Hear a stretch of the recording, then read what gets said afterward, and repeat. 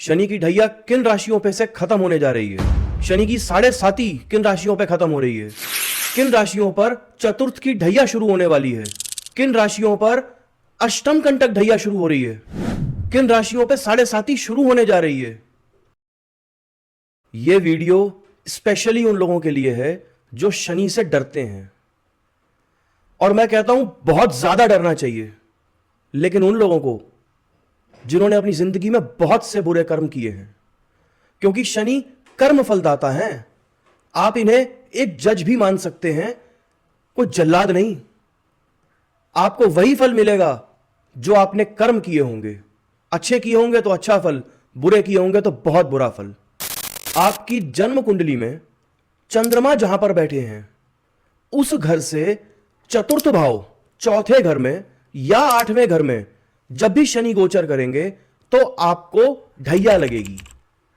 और जब चंद्रमा जिस घर में बैठे हैं उस घर से एक घर पहले शनि होंगे तो आपको 7.5 शुरू होगी।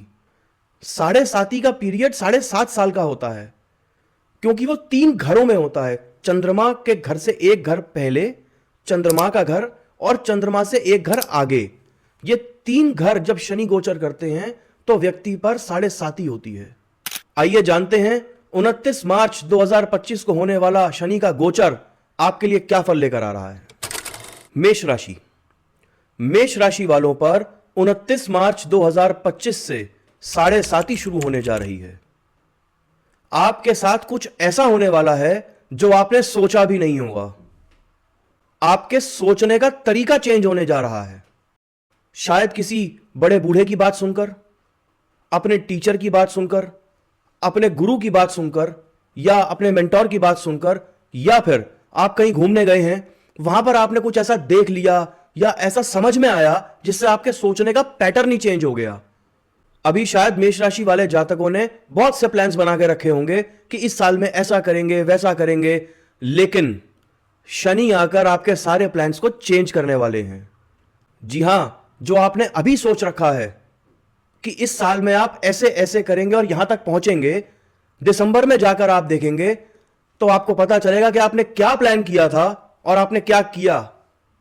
लेकिन घबराइए मत, जो होगा बहुत अच्छा होगा, और साल के एंड तक आपको यह विश्वास भी हो जाएगा कि यही होना सही भी था। हर चेंज से पहले आपको बहुत डर लगेगा, बहुत घबराहट होगी। आपको यह भी लग सकता है कि जो हो रहा है सब गलत हो रहा है, लेकिन आप घबराना मत। इसे भगवान शनिदेव का आशीर्वाद समझकर अपना लीजिएगा।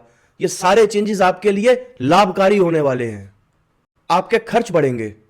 अपने खर्चों को जहां तक हो सके कंट्रोल करके चलिएगा। आपकी ट्रैवलिंग भी होगी। एमएनसी में जॉब करना चाहते हैं तो वहां से ऑफर भी आ सकती है। अपनी आईज और अपने गट हेल्थ का विशेष रूप से ध्यान रखिएगा। वृषभ राशि। वृषभ राशि वाले जातकों के 11वें घर में शनि गोचर करने जा रहे हैं। 11th हाउस होता है इनकम का, डिजायर्स का। यह शनि का गोचर आपके लिए बहुत बढ़िया साबित होने वाला है।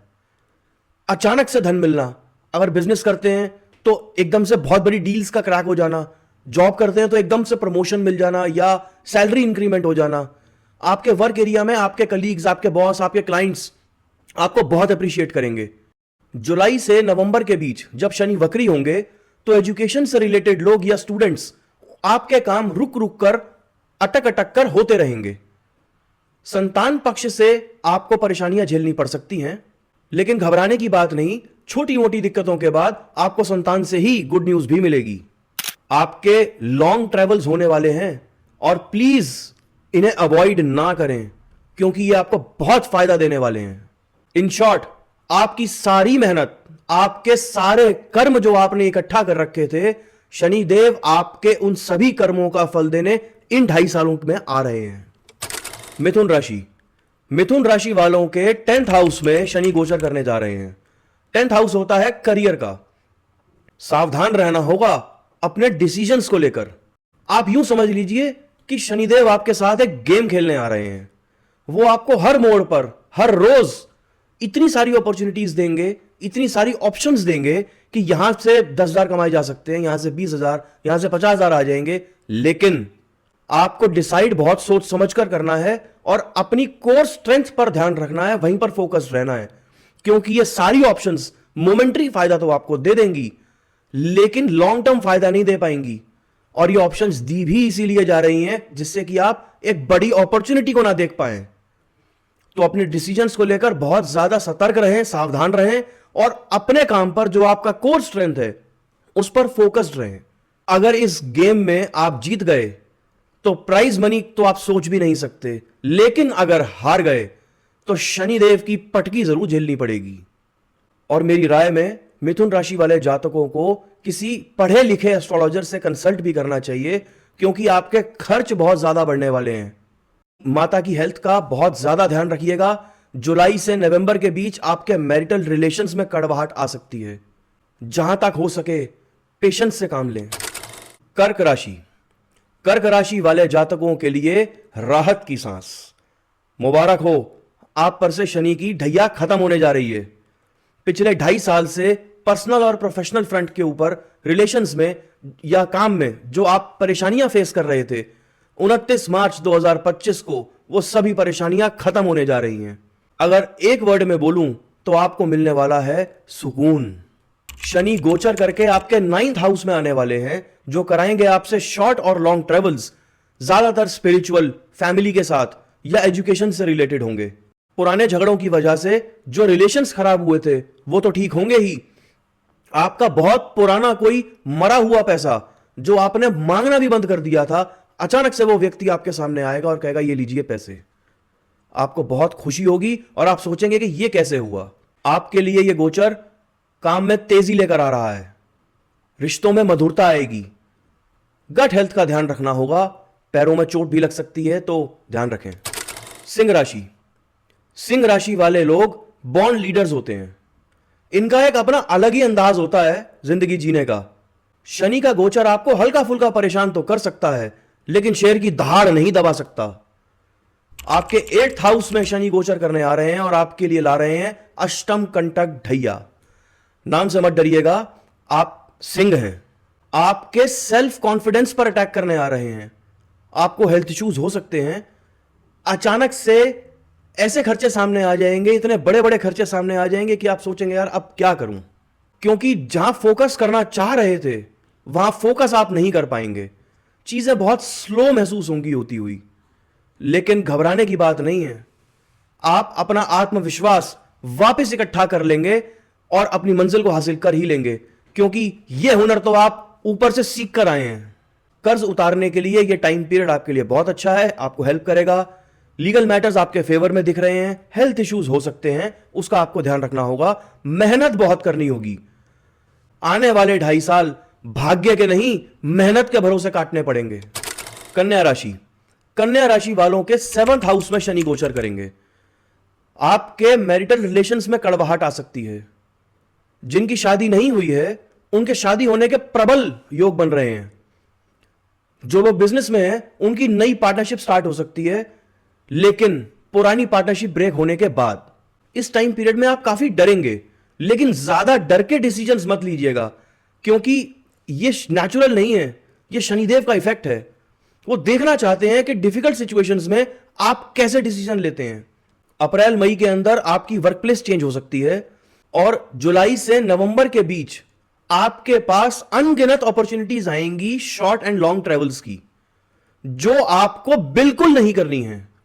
इस टाइम ड्यूरेशन में जुलाई से लेकर नवंबर तक आपको ट्रैवल नहीं करना है। यह आपके लिए बहुत ज्यादा नुकसानदायक होने वाला है। इमोशनल स्ट्रेस हो सकता है और अपने जीवन में आप कुछ बहुत बड़े बदलाव करने जा रहे हैं जो आपको बहुत ज्यादा सुख देने वाले होंगे। तुला राशि, तुला राशि वालों के 6ठे घर में शनि गोचर करने जा रहे हैं। अब तुला राशि वालों पर शनि की वैसे ही विशेष कृपा रहती है, वो उन्हें वैसे ही तंग नहीं करते। आप ये कह लीजिए कि soft punishment for your bad karmas. तो तुला राशि वाले तो वैसे ही पहले तो खुश हो जाइए। दूसरी बात, आपके 6ठे भाव में शनि आ रहे हैं। अब 6ठा भाव किसका होता है? कोर्ट केसेस का, स्ट्रगल का, दुश्मनों का, बीमारी का। यहां पर शनिदेव गोचर करेंगे, आपको बार बार यह एहसास दिलाएंगे कि सब आपसे जलने लगे हैं। आपको ऐसा भी लग सकता है कि हर आदमी आपका दुश्मन हो गया है, आप दुश्मनों से घिर गए हैं आप परेशानियों से घिर गए हैं, लेकिन घबराइए मत। जितनी तेजी से आपको ऐसा लगेगा कि दुश्मनों से घिर गए हैं या परेशानियों से घिर गए हैं, उतनी ही तेजी से वो सब विलुप्त भी हो जाएंगे। कोर्ट केसेस अगर चल रहे हैं तो अपने आप वो आपके फेवर में आ जाएंगे और अचानक से फास्ट ट्रैक भी हो जाएंगे। अपना संतुलन बनाए रखिएगा, क्योंकि इस टाइम पीरियड में शनिदेव आपको आलसी करने वाले हैं और यही आपको नहीं करना है। कॉम्पिटिटिव एग्जाम्स में अगर आप अपीयर होने जा रहे हैं तो मान लीजिए कि आपका एग्जाम क्लियर हो गया। वृश्चिक राशि गहराइयां, रहस्य और मिस्ट्री के प्रेमी लोग होते हैं वृश्चिक राशि वाले। आपके पंचम भाव में मतलब 5th हाउस में शनि गोचर करने जा रहे हैं। आपके लव रिलेशंस का ब्रेकअप होगा। अगर आपकी शादी नहीं हुई है तो वो डिले हो जाएगी। अगर आपका रिश्ता हो चुका है तो शादी होने से पहले टूट भी सकता है। अगर आप मैरिड हैं तो आपके रिश्ते में कड़वाहट भी आ सकती है। इस टाइम ड्यूरेशन में आपको अपने पार्टनर का कोई राज पता चल सकता है। रिएक्ट सोच समझ के करिएगा, क्योंकि आपका रिएक्शन आपका रिश्ता तोड़वा भी सकता है। आपकी क्रिएटिविटी और निखर जाएगी, लेकिन रुकावटों की वजह से आपके सभी काम लटक लटक कर होंगे। अगर आप बेबी प्लान कर रहे हैं तो उसमें आपको दिक्कतों का सामना करना पड़ सकता है। इसके लिए मेडिकल गाइडेंस जरूर लें। जुलाई से नवंबर तक अगर आप जॉब चेंज करना चाह रहे हैं तो बिल्कुल आप इसमें सफल रहेंगे। लॉन्ग एंड शॉर्ट ट्रेवल्स लगे रहेंगे। अगर आपकी संतान है तो उसके लिए यह गोचर बहुत अच्छा है, लेकिन संतान पक्ष से आप उसकी हेल्थ की वजह से परेशान रह सकते हैं। अगर आप स्टॉक मार्केट में इन्वेस्ट करते हैं तो आप अपने दिमाग से चलिएगा तो फायदा होगा। अगर आपने किसी टिप पर इन्वेस्ट किया तो 100% आप नुकसान उठाने वाले हैं। धनुराशि, धनुराशि वाले जातकों, आपकी चतुर्थ ढैया शुरू होने जा रही है। 29 मार्च 2025 से शनि आपके चतुर्थ भाव में ट्रांजिट करेंगे। आपका घर चेंज हो सकता है। आप अपने घर में रेनोवेशन करा सकते हैं। नया घर और नई गाड़ी लेने के प्रबल योग यहां दिख रहे हैं। इस टाइम पीरियड में आप देखेंगे कि आपके क्रिटिक्स बहुत बढ़ गए हैं। आपकी आलोचना करने वालों की तादाद बढ़ती जा रही है, जिससे कि आपकी वर्क लाइफ अनस्टेबल महसूस हो सकती है। और इस अनस्टेबिलिटी की वजह से आपको फ्यूचर की टेंशन हमेशा बनी रहेगी। शनिदेव आपकी वर्क प्लेस भी चेंज करवा सकते हैं, और अगर अपॉर्चुनिटी मिले तो यह शिफ्ट कर लेना, क्योंकि यह शिफ्ट आपके करियर को एक हायर डिग्री की तरफ लेके जाने वाली होगी। ढैया शुरू हो रही है, चीजें स्लो होंगी, डिले होंगी, यह मानकर चलिए, क्योंकि घबराने से कुछ नहीं होगा। घबराने से भी यह फैक्ट चेंज नहीं होगा। मकर राशि, मकर राशि वालों बधाई हो, आखिर यह दिन आ ही गया। आप पर से 7.5 खत्म होने जा रही है। 29 मार्च 2025 को आप 7.5 से मुक्त हो जाएंगे। कितना अच्छा सा फीलिंग होगी ना ये सोचकर ही कि 7.5 खत्म होने जा रही है। एक मुक्ति का सा एहसास हो रहा होगा, है ना। और मैं दावे के साथ कह सकता हूं कि ये 7.5 साल आपको बहुत कुछ सिखाकर जा रहे होंगे। आपको एक अलग इंसान बनाकर जा रहे होंगे।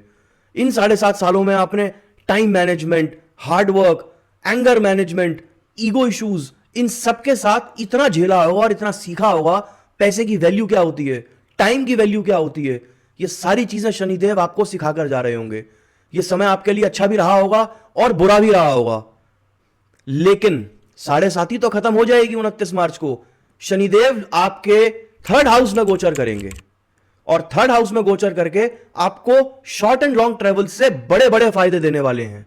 भाई बहन के रिश्ते अच्छे होने वाले हैं, मधुरता आने वाली है। इमोशनली बहुत फ्री रहेंगे आप, स्ट्रेस फ्री। आपके किसी भी काम में रुकावटें नहीं आएंगी। जो करेंगे एक बार में हो जाएगा। जुलाई से नवंबर के बीच में शॉर्ट ट्रेवल से बहुत बड़े फायदे होते दिख रहे हैं। इन शॉर्ट, ये रिलैक्स करने का टाइम नहीं है, ये और ज्यादा मेहनत करने का टाइम है।